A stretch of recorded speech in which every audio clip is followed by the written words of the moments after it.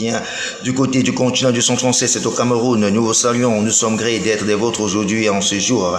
Une pensée particulière à ceux qui nous suivent au quotidien, à Narcisse, du côté des Bilonguer, du côté de la capitale économique au Cameroun, dans le quartier Bilonguer, et lui qui est toujours quotidien au boulot pour faire son travail du côté de l'avenir, qui voilà, dans ses collages des roues, toujours fidèle auditeur.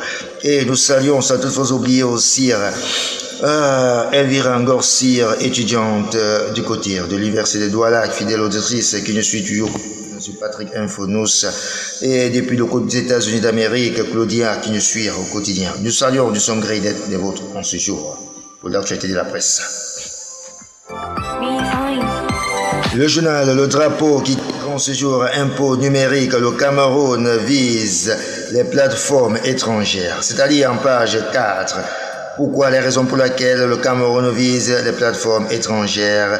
À compter du 1er janvier 2026, le Cameroun instaure un impôt minimum de 3% sur les chiffres d'affaires des grandes plateformes numériques étrangères opérant sans présence physique dans le pays.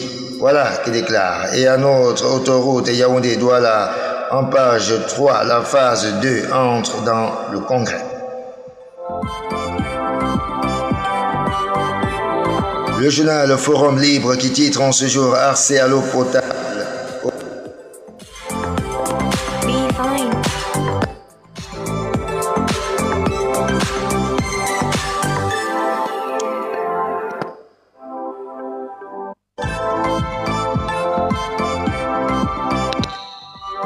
Sur Forum Libre.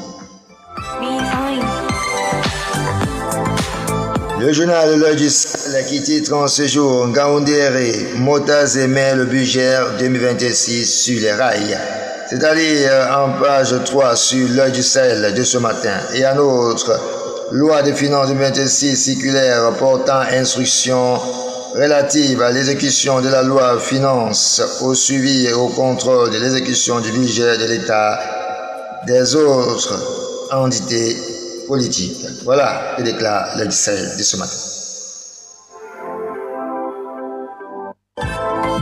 Le journal Investi Info qui titre Prométal 2025, une année de performance industrielle et de rayonnement régional. C'est-à-dire en page 2 et 3 sur Cameroun, sur Investi Info, autant pour nous.